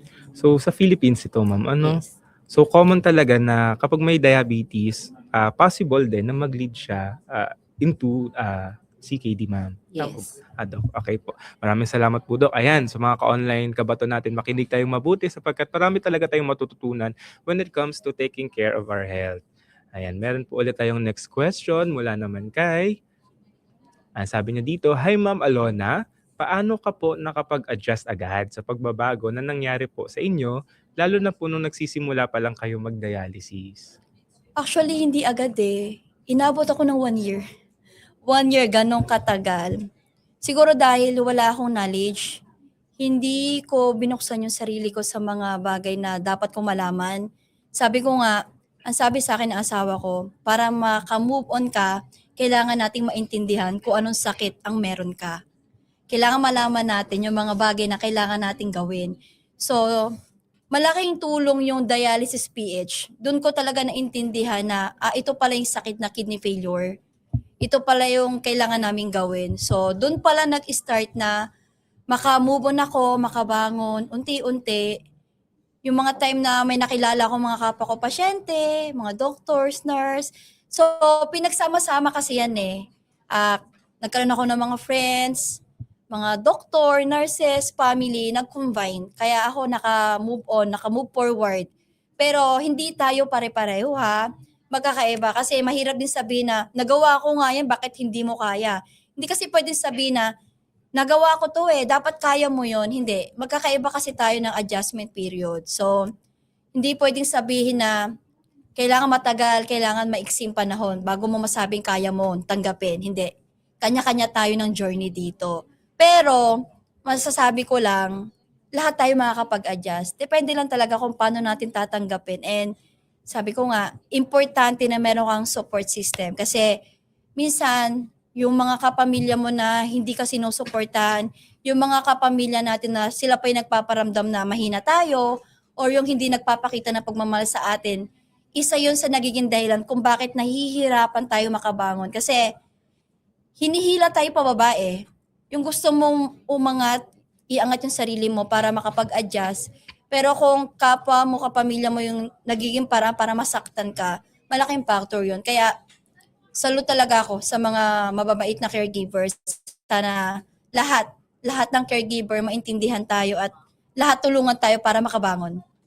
Maraming salamat po, Ma'am Alona. Grabe, napaka-heartfelt talaga po ng mga sinishare ninyo. And I'm sure nagre-resonate siya sa ating mga viewers. And also kay Doc na very insightful and also helpful din sa ating mga caregivers, sa ating mga dialysis guests. And I'm sure ngayon na-appreciate nila yon. That's why we're getting a lot of engagement right now sa ating podcast. That's why mga kabato, we are extending 30 minutes para po sa inyo.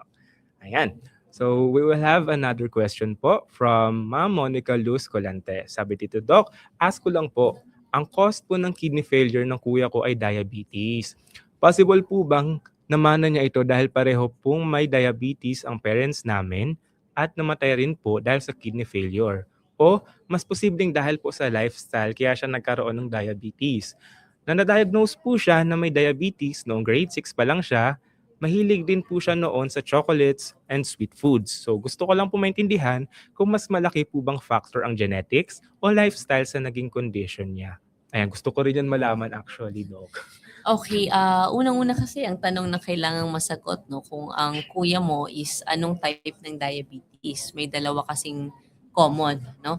It's either type 1 diabetes siya or type 2 diabetes. Yung type 1, kadalasan siya sa mga bata. Ang dahilan nito is nagkakaroon ng pagkasira ng iyong lapay, no? Kadalasan ito ay tinatawag na autoimmune.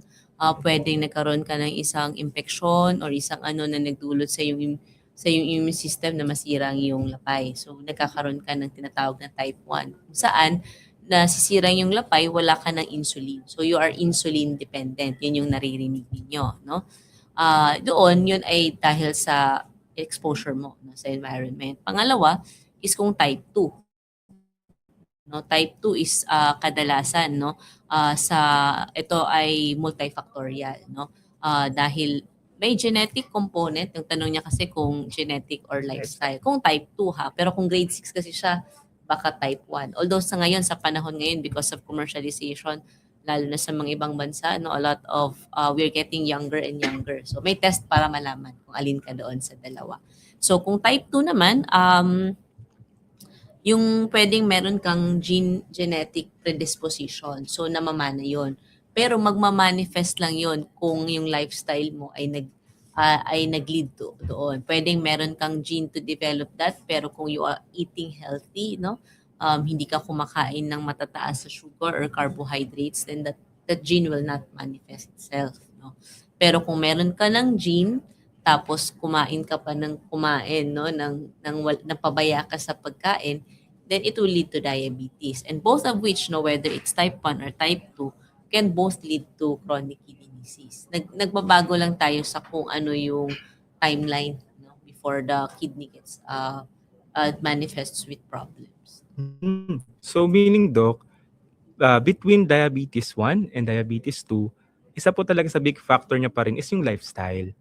Yes, syempre kasi pag na-diagnose ka na ng type 1, no, may factor pa din yung lifestyle sa pag-control ng sugar mo and ganoon. Pero ang nag-cause noon, no, yung tanong kasi, no, kung ano yung naging dulot noon, yun yung tanong ata ni Ma'am sa audience, nung nagtanong sa audience. No? Kung grade 6 siya, baka type 1 siya. So ibang usapan mo yun sa genes and lifestyle. But after mo magkaroon ng sakit na yun, may role pa din ang lifestyle changes para maayos mo yung yung control mo ng sugar. Ayan, thank you po, Doc. Very attentive ako sa mga sinishare ni Doc kasi ako rin po is isang tao na sobrang hilig po talaga sa sweets, and I know this is very helpful right now na reminder sa akin and sa ating lahat na to maintain our blood sugar levels. Ayan. So we have another question po from Ma'am Karen Velasco Dumawal. So apologies if I pronounced that wrong. So Doc, bakit po naglalagas ang buhok ng dialysis patient? So hindi ko alam yun. May iba, no, hindi naman lahat, no. Sa dialysis, marami pagka nasira kasi yung kidney, no, yung mga toxin sa katawan mo ay naiipon. So hindi lahat naman ng toxin na ito ay natatanggal ng regular na dialysis. No? Merong mga toxin na naiipon na pwedeng magdulot nito ng pagkalagas. Or iba naman, baka ang pagkalagas ng buhok nila, no, ay because of stress, merong ganoon, no. Iba't ibang klase kasi ng pagkalagas ng buhok, no. At sa aspetong ito, I think hindi lang po yung mga nagdadialysis na nalalagasan ng buhok. So, iba't iba ang factors. Kadalasan kasi sa mga nagdadialysis, ang mas is yung pag-iba ng kulay, no? Yung paglagas ng buhok, hindi ganoon ka-common. No? Baka may ibang factor kung bakit nalalagas. Actually, nabanggit din ni Ma'am Alona kanina, yung sa kanya, yung changes na nakita niya is yung sa color. Pero sa hair, ma'am, sa hair fall, wala naman. Naglagos. Naglagas din? Sobra. So, talaga siya, nangyayari din talaga siya, hindi lang common. Ayan, so maraming salamat po, Doc and Ma'am. So, ayan, we have another question po ulit from Sir Lester Cruz. Sabi niya, Ate Alona, natatakot ka ba na baka mapagod ang katawan mo? Of course, natatakot ako. Sobra. Minsan nga na-experience ko, yung naglaba lang naman ako, pero nagpalpitate na ako. Yung takot, kasi sabi nga diba, pag dialysis patient ka, wala nang kasiguraduhan maraming pwedeng mangyari. Kaya, hindi na ako masyado nagpapakapagod ngayon. Pag maglalaba ako, washing machine na lang, ikot-ikot na lang. Niiwasan ko talaga kasi, iba yung palpitation na nararamdaman ko. Yung, naranasan ko yun yung biglang tayo, babagsak ka na. Kaya sobrang takot ko, hindi ko na inulit magtrabaho ng sobra-sobra. Alalay na lahat. Kasi kasama na sa sakit namin yun Yung bigla na lang talaga, hindi mo in-expect, pero mangyayari. So talaga dapat maintain lang na wag masyadong magpagod. Tsaka pag umaalis ako, lagi nang may kasama. Actually, gusto ko rin marinig po naman yung comment ni Doc regarding po dun na talagang bawal talaga, Doc, na yung mga heavy works, mga ganong bagay kasi nagkakos nga po ba talaga siya ng ganong situation? Iba't iba, no, yung bawat pasyente. But kapag nagda-dialysis, of course, nababawasan yung kanyang energy, no? Every time nag-undergo sila ng dialysis, pwede magkaroon ng fatigue or pagkapagod, no, after. Pwede yun, no? Lalo na kung depende yun sa paghahatak nung gaano kadami yung nahahatak. So nababawasan yung kanilang ability. So yung mabibigat na trabaho, pwedeng hindi nila kayanin. Pero iba-iba ito sa bawat pasyente. No? Okay po. So maraming salamat po, Doc. Tsaka syempre sa level ng di lang po sa dialysis, sa level ng hemoglobin nila, no? Nagbabago din yun kasi kung mas mababa, syempre yung capacity nila to do other. Kailangan mo kasi ng oxygen when you do kapag ginagamit mong mga muscle mo sa katawan. So kapag mababa yung hemoglobin, walang nagdadala ng oxygen na to, mas less yung capacity. So may factor din. So maraming factor. So parang dyan din papasok, Doc, na talagang mahalaga na namomonitor natin yung health natin, like yung hemoglobin and other po factors ng pagdadialysis. So ayan, we have another question po ulit. So we have question from Ma'am Karen Velasco Dumual. Ayan, apologies po ulit if I pronounced that wrong. Sabi niya dito, Cici Alona Basar, Lilo, paano mo hinahandle ang stress mo tuwing nakaupo sa dialysis chair? Kung sakaling dumadating po yun sa inyo. Ako, ang ginagawa ko, kasi meron ako mga circle of friends, mga kapwa ko, dialysis. Ginagawa ko, pag nararamdaman ko na nag-anxiety ako, kasi may mga time na naninigas yung binti ko, kapag binabalik na yung blood ko sa bloodline, natatakot ako. Parang feeling ko may mangyayari sa akin. So, ang ginagawa ko, tatawagan ko yung mga kaibigan ko. Tawagan niyo ako, guys! Tawagan niyo ako! So, yung group chat na yan, biglang tatawag. Sabay-sabay yan, ganyan.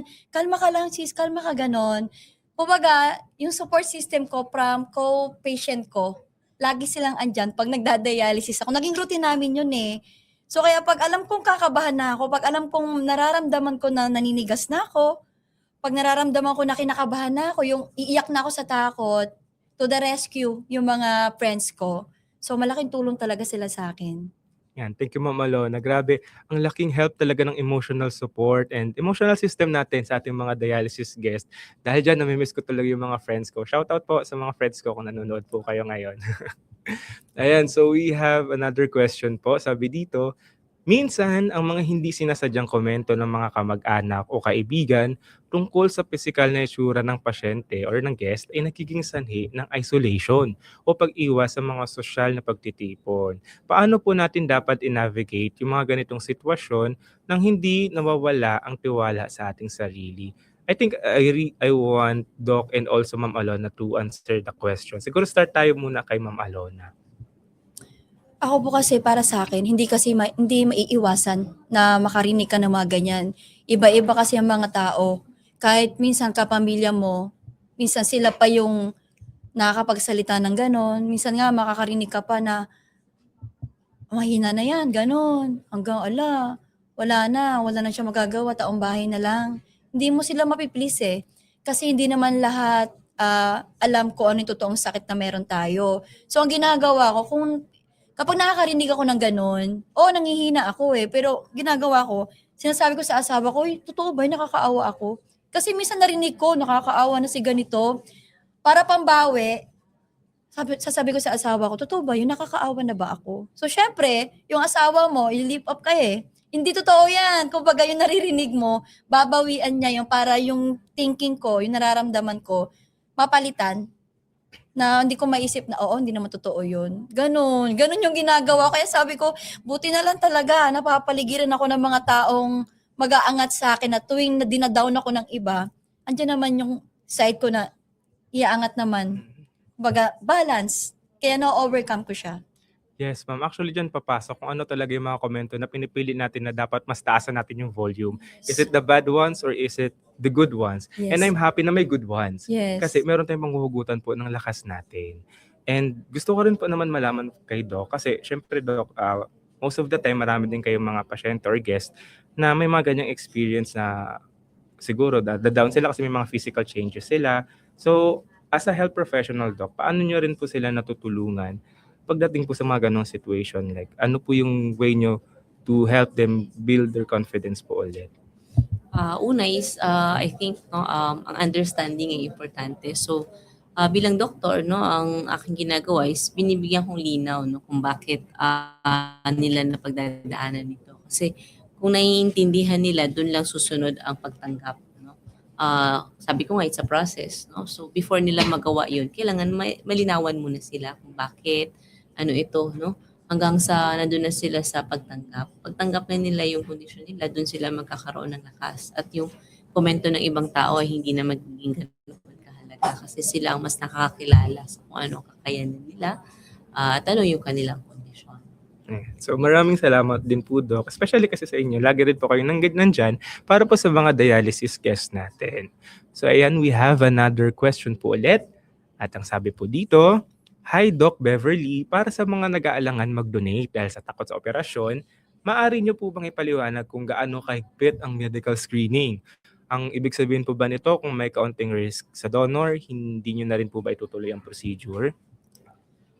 Depende, no, sa risk. Kung risk lang, no, unang-una, meron tayong parang tinitignan, no, kapag gustong mag-donate. No. Importante is wala ho siyang sakit sa bato. Kasi kung meron ho siyang sakit sa bato, then hindi ho siya pwede na mag-donate. So, paano nalalaman yun? No? Tinitignan ho ang kanyang, syempre, creatinine, chinecheck ang kanyang ihi, kung wala itong protein or any abnormal na sediment, structural, no, tinitignan ang kanyang ultrasound and CT scan kung meron siyang abnormality. Kasi kung meron siya ng alinman dito, hindi siya ho ina-advise na mag-donate kasi meron din siyang problema sa kidney. Doon naman sa risk, no, depende, no, kung usually ang mga diabetic, no, kapag lalo na hindi control, sila kasi yung laging nasisira, ang mas common nasisira ang kidney, kaya sila hindi advocated, no. High blood pwede pa basta kontrolado. Depende kung ilang gamot, no? Kung ikaw ay medyo nasa mas malaking ano no, nasa obese, you're at risk to develop kidney disease. So kailangan magpapayat ka muna bago ka pwedeng mag-donate, no? Maliban sa mga aspetong physical, no? Meron ding emotional, no, and psychological. Kailangan chine-check din ho 'yon kasi mawawalan ka ng parte ng katawan mo kapag nag-donate ka. So, kailangan naiintindihan mo ang bagay na mawawala sa'yo. Hindi naman sa, pwede, no? Kapag kayo ay malusog, pwede kang mag-function ng isa lang ang iyong kidney. Ito ay sapat naman para punan ang pangangailangan mo. Kaya lang, may magbabago sa buhay mo. May mga bagay na bawal ka nang gawin. May mga pag-iingat ka na kailangan gawin. Kaya ito ay isang tinitignan din, no?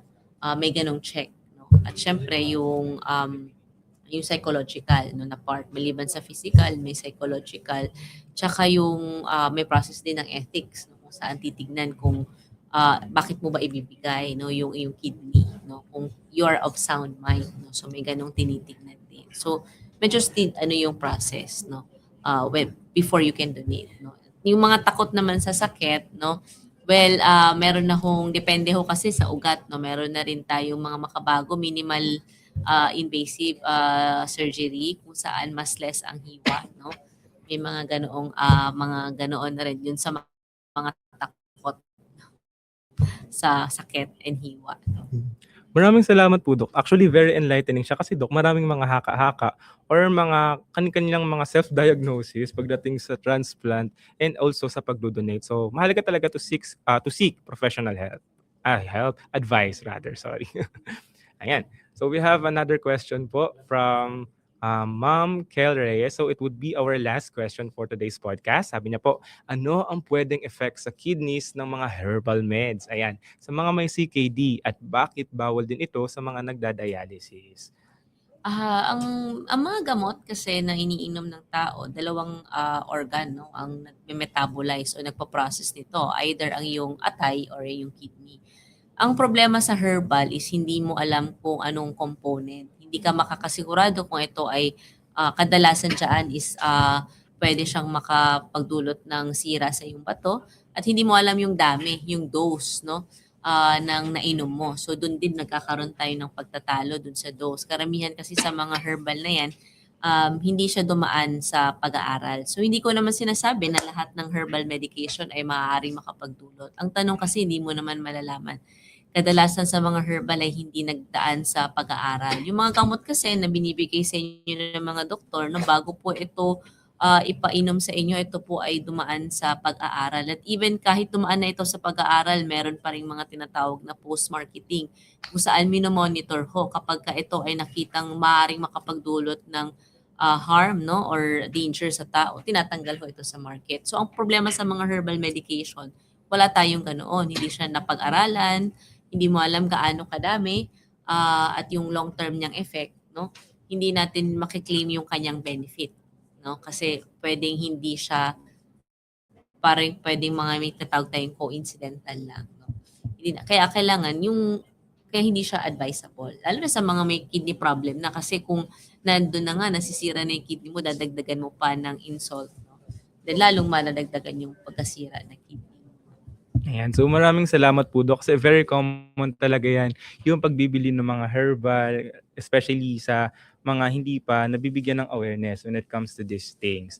And ayan, maraming salamat po ulit sa mga lahat ng nagpadala ng kanilang questions, and also kay Ma'am Alona and kay Doc Beverly Ong. We are so happy to have you today po. And I'm sure marami pong natutunan at marami pong na-inspire po sa inyong mga stories and advices. At mga kabato, kung meron po kayong ibang questions, feel free to message our Facebook page and we'll be very happy to assist you. And syempre, don't forget to follow and like our social media accounts. So on your screen, our Facebook, NephroPlus Philippines, our Instagram, NephroPlus Philippines, our YouTube account, NephroPlus Philippines, and of course, our Viber community, NephroPlus Philippines Viber Community. Ayan, pwede nyo po dyan ipadala din ang inyong mga questions. So kung hindi nyo i-follow yan, paano natin ma-accommodate ang inyong mga concerns? Ano? So ayun, so bago po tayo magtapos, balikan natin ang ilang importanteng points mula sa episode natin today. So syempre, una dyan, ang suporta ng pamilya ay may malaking epekto sa overall well-being ng isang nagdadialysis. And syempre, ang simpleng pakikinig, pag-intindi, at paglalaan ng oras ay malaking tulong na. At higit sa lahat, mahalaga rin ang pag-aalaga sa sarili ng mga caregivers and in general sa mga nag-aalaga sa mga dialysis guest upang patuloy silang makapagbigay ng suporta. At higit sa lahat, hindi kailangan harapin ng pamilya ang dialysis journey ng mag-isa.